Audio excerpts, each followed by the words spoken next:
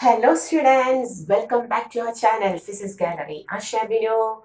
This is your Asha teacher coming with the new lecture, the third lecture of our semiconductors. Okay, and in this class we are going to discuss about the doping. We are going to discuss about the doping. In the previous lecture we have discussed that the pure form of semiconductor crystals can increase their conductivity only by increasing the temperature. But it is not always suitable to work the electronic devices at room temperature. Therefore, we have to take another method to increase the conductivity of a semiconductor without increasing the temperature. That is, at room temperature itself, it has to become a good conductor. For that, we are going to take a method called as the doping. So in this lecture, we are going to the new method to increase the conductivity of a semiconductor crystal called as the doping. Okay. And before that, a very good morning to all of you. Hoping you are ready to watch, to study the process called as the doping. So what is doping? In order to increase the conductivity of a semiconductor crystal at normal temperature itself, we will add certain suitable impurities to it. And this process of adding certain suitable impurities to a semiconductor crystal at normal temperature in order to increase its conductivity is called as the doping. So what is doping? The process of adding certain suitable impurities to a semiconductor crystal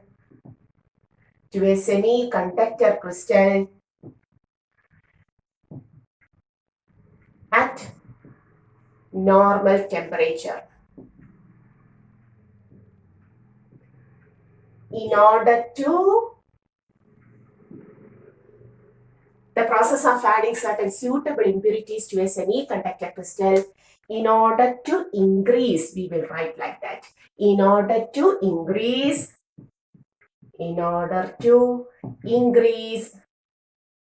its conductivity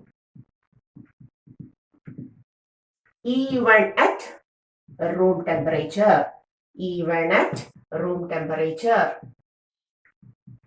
is called doping. So what is doping? The process of adding certain suitable impurities. We are going to add certain suitable impurities to a semiconductor crystal. Okay, in order to increase its conductivity at normal temperature. At room temperature, we have to increase the conductivity. Okay, and for that, we will add certain suitable impurities, and the process is called as the doping. The impurities added, here the impurities added are called as dopants. The impurities added are called as dopants. And the impure semiconductor crystal so formed, the impure semiconductor crystal so formed are called extrinsic semiconductors.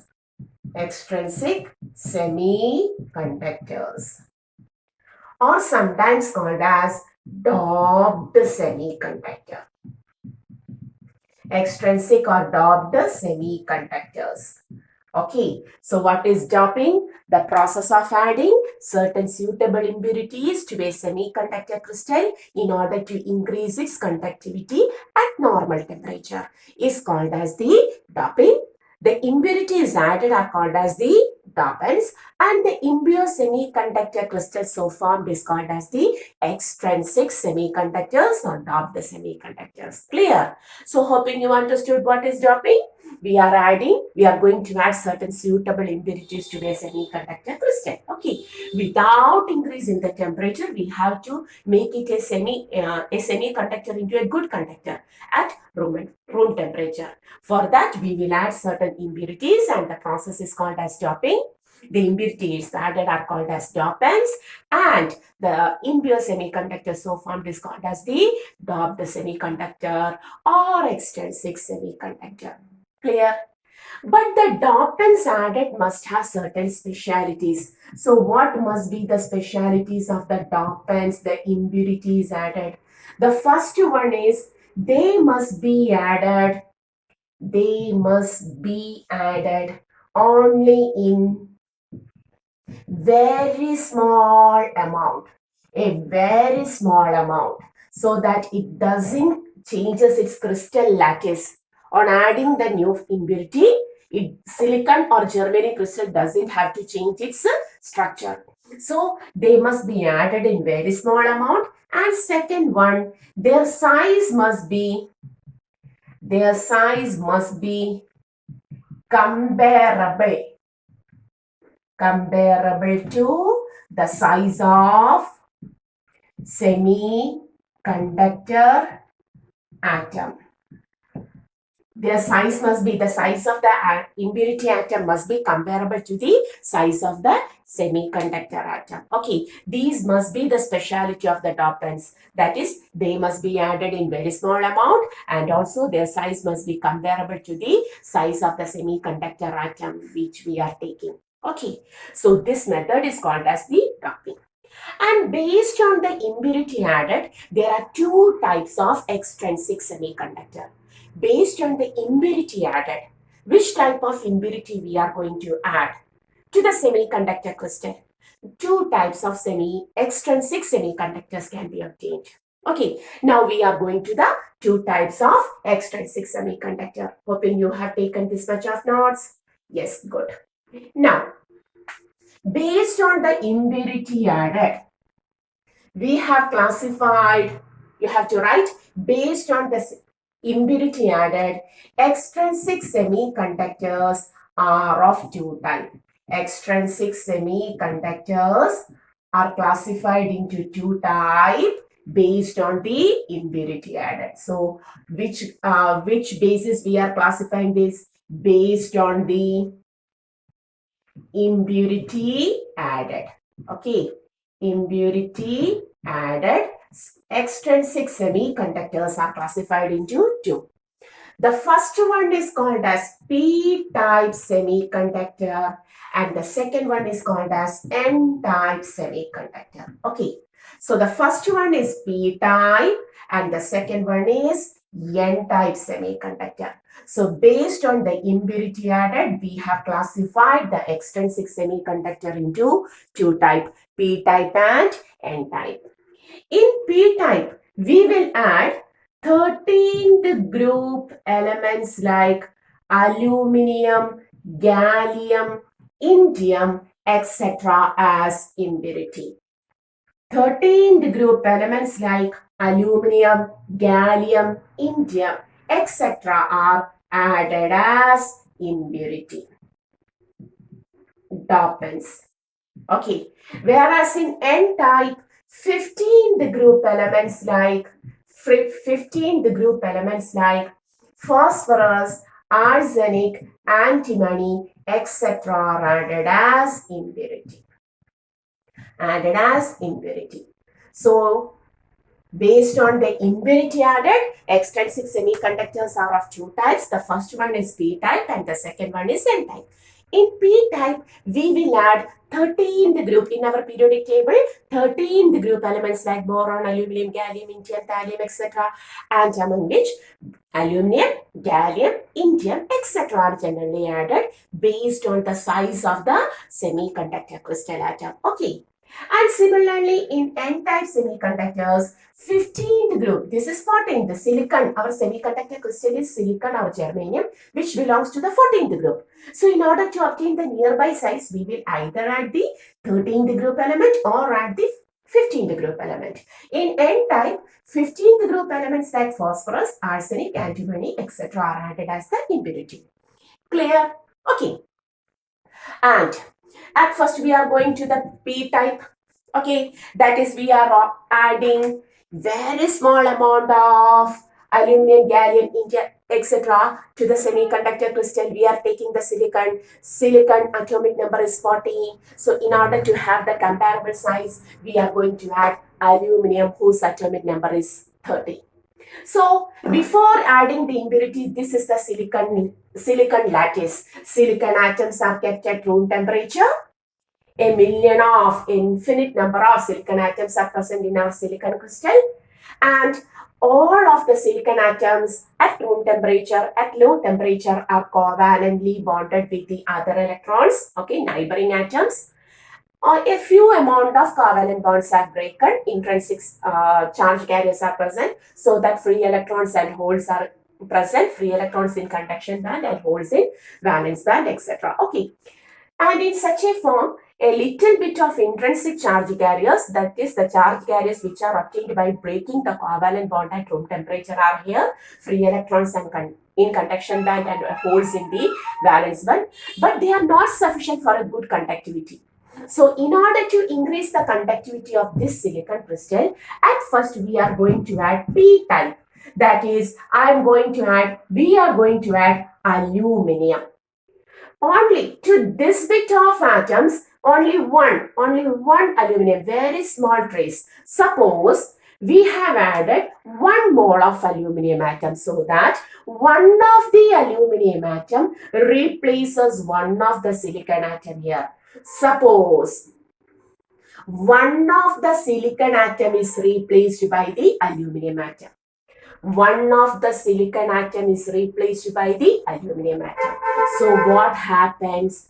Aluminum, which belongs to 13th group, having only 3 valence electrons, replaces the silicon atom here, as a result of which this electron is present, this is present, this is present. But the 4th electron is not present for aluminum. For aluminum, only 3 valence electrons are present. So what happens? What happens to one of the neighboring silicon atom where aluminum is now present, which have already 4 covalent bonds in the presence of a silicon atom. But when that silicon atom is replaced by aluminum atom, what happens to this silicon atom? It causes a deficiency. There was a bond earlier, covalent bond earlier here, when silicon was present here. When we added aluminum, what happens? Replacing the silicon atom here, what happens? The covalent bond which was present here in the earlier case is now not present. That is, this silicon feels certain deficiency of electron here. A deficiency is created here. A deficiency with, when silicon was present, here there was an electron which was covalently bonded to the silicon atom. But when aluminum replaces the silicon here, what happens? A deficiency obtains, and this deficiency of electron having the positive effect is created. That is, on adding 1 aluminum atom, a silicon atom causes an extra deficiency. 1 hole increases. On forming this hole, what happens? The neighboring covalently bonded electrons break their bond and moves to the position of hole, and so that the hole begins to move inside this crystal. That is clear. That is on adding the 13th group element. What happens? One of the silicon atom causes a deficiency of electron, and this deficiency causes a hole, formation of a hole. Suppose suppose we have added 1 mole of aluminum, and we know only 1 mole of aluminum. It is a very small amount, but this 1 mole of aluminum contains Avogadro number of 6.023 into 10 raised to 23. So to this given silicon atom, when we added 1 aluminum, one hole is created. One hole is created. If we add 1 mole of aluminum atoms, 6.023 into 10 raised to 23 holes are developed, which increases the conductivity of this silicon crystal sufficiently large by increasing the number of holes. If we take 10 moles of aluminum atom, what happens? 10 times this number of holes is created. That is, in P-type semiconductors, the number of holes becomes very, very, very much greater than the number density of electrons. The number density of holes becomes very, very, very much greater than the number density of electrons, which were already formed intrinsically, that is at room temperature. Both holes and electrons were present earlier before adding the dopant by breaking the covalent bond. And when 13th group element like aluminum is added as impurity, a small amount, very trace amount, what happens? The number of holes becomes very, very, very greater than that of the intrinsically formed holes and electrons. Okay, that is, holes becomes majority charge carriers. Majority charge carriers. Clear? Clear. So what happens when 13th group element like aluminum, gallium, etc. are added? One of the silicon atom which is present near the dopant atom causes certain deficiency of electron because one of its bond is broken. Okay, so this silicon atom feels a deficiency of electron, as a result of which what happens? A hole is created. This holes begin to move in this hole begins to move inside this silicon crystal. That is clear. Okay, and as the number of aluminum atoms increases, the doping level increases, more and more holes are created, and we can take the number of holes as we required. We can increase the conductivity of this semiconductor crystal as we required by taking the doping level, by adding the impurity in suitable way. Clear? So in P-type, that is hole with a positive effect is the majority carrier, hence it is called as the P-type. Clear? Okay.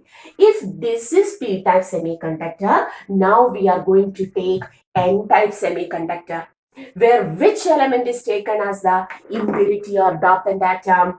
15th group elements like phosphorus, arsenic, antimony, etc. Here, since we have taken silicon with atomic number 14, we are going to take phosphorus with atomic number 15. Okay.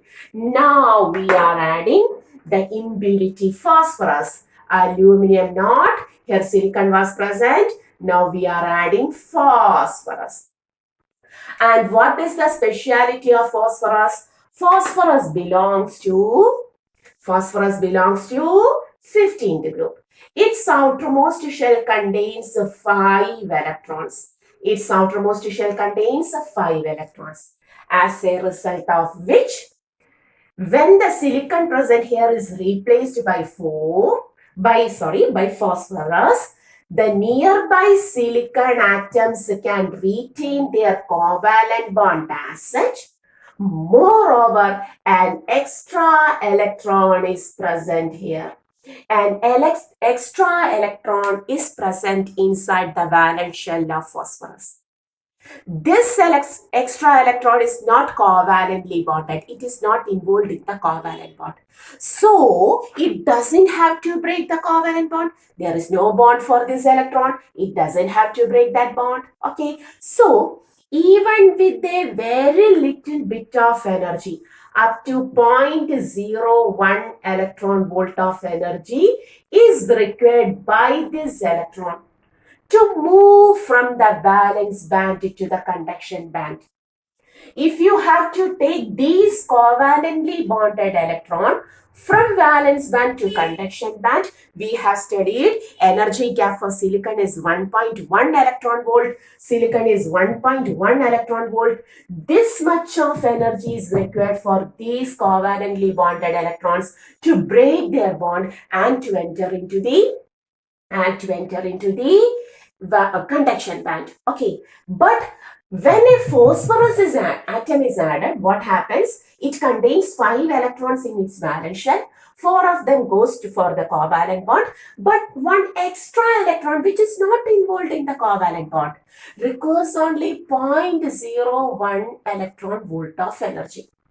Very small of amount of energy to move from this valence band to the conduction band.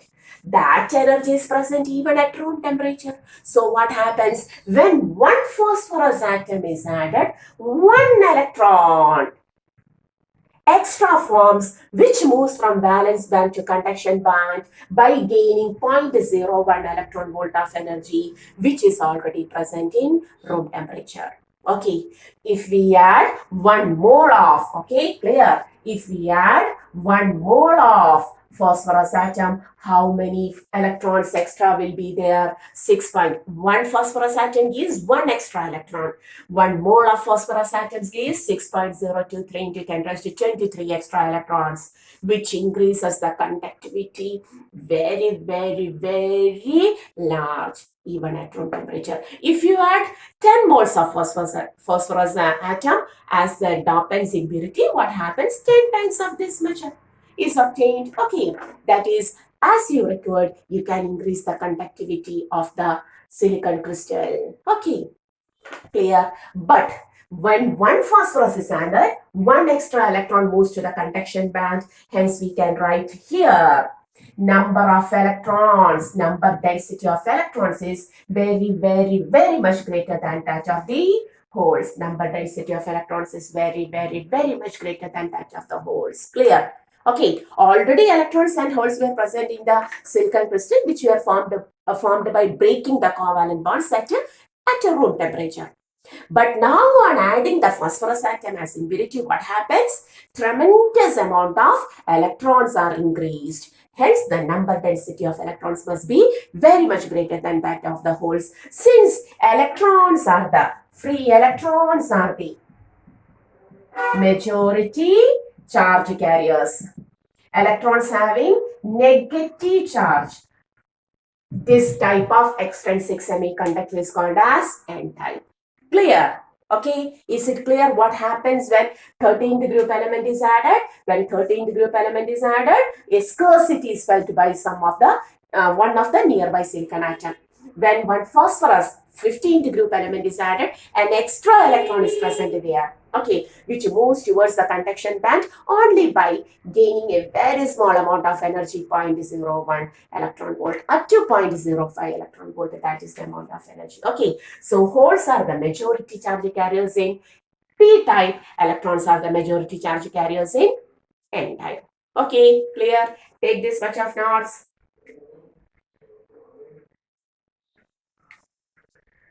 Okay, clear?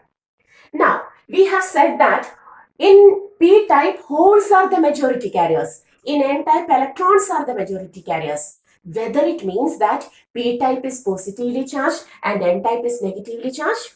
Never. P-type is obtained by adding neutral aluminum to neutral silicon. So, aluminum is neutral, silicon is neutral. Then how two neutral atoms combines to form or combines like this, not combination, that is in this way forms a positively charged. P is not at all positively charged and N is not at all negatively charged. Here also neutral phosphorus is added to neutral silicon atom, then how negatively charged. Here we have said that holes increases. Yes, the deficiency felt by silicon increases on adding the aluminum. Here electrons increases. Yes, the presence of electron increases for silicon in the presence of phosphorus. Okay, it doesn't mean that holes are p-type is positively charged and n-type is negatively charged. Have to take care about the thing that both p-type and n-type are neutral. Very important. They are neutral because the dopants are neutral, the semiconductor atoms are neutral. On adding two neutral materials, do you get a charged body? Never. So, here we have said holes are increased. Yes, The deficiency felt by the silicon atoms is increased on adding aluminum. Here we have said electrons have increased. Yes, the electrons gained. Silicon contains only 4 electrons, while phosphorus atom gave 5 electrons. 1 extra electron is felt. That is the thing. Okay. Both of them are neutral bodies. And one more thing which we have to take here is that we have to draw the energy diagram. For p-type, where holes are the majority charge carriers, valence band, conduction band.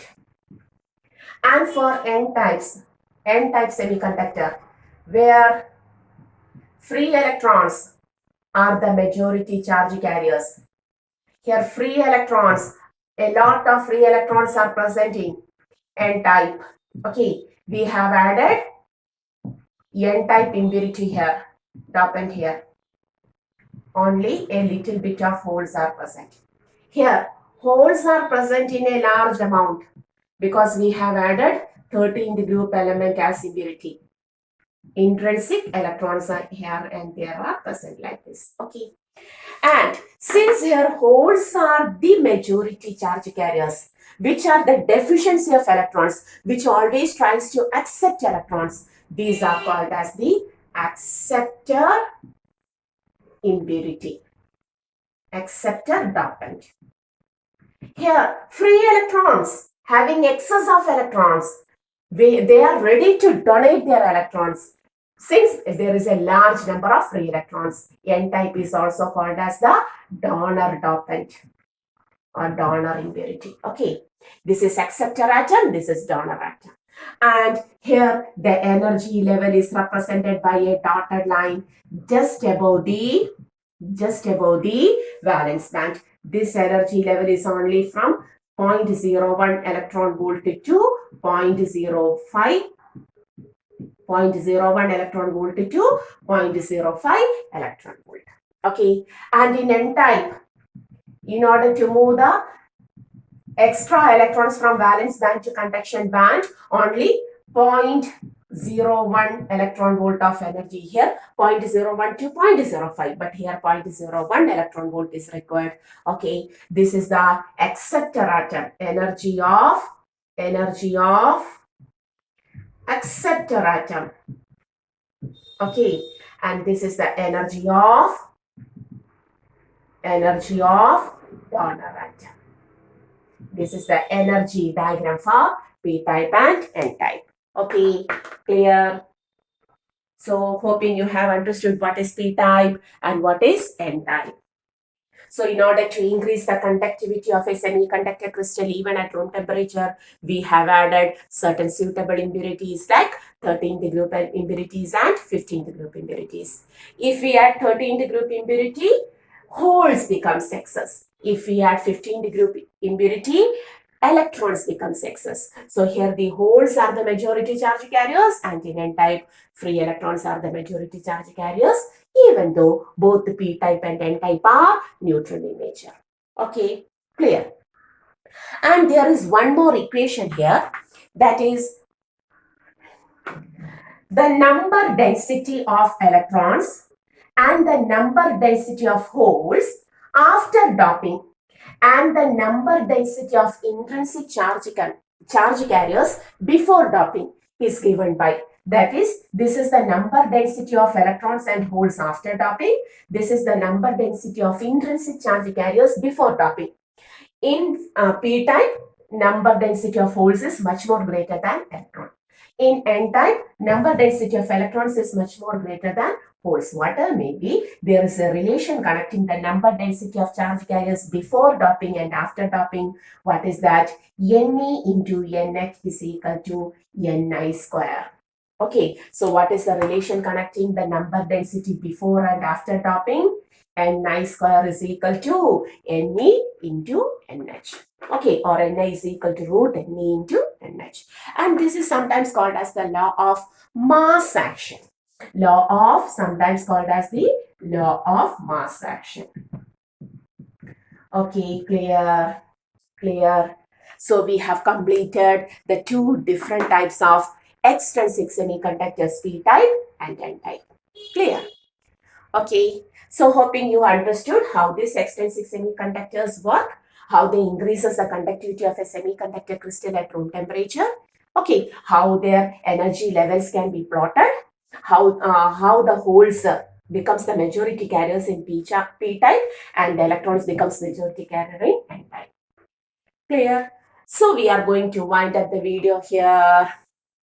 In the next lecture, we will go to the semiconductor devices because already we have increased the conductivity of a semiconductor crystal at room temperature by adding the suitable type of impurity. So now we have to go to the devices formed by the semiconductors. Okay, that we will go to the next class. We will start the diode in the next class. And before that, once more, this is our channel, Physics Gallery. Ashabino, any doubt related to the topic you may ask in the comment box. Okay, see you in the next class.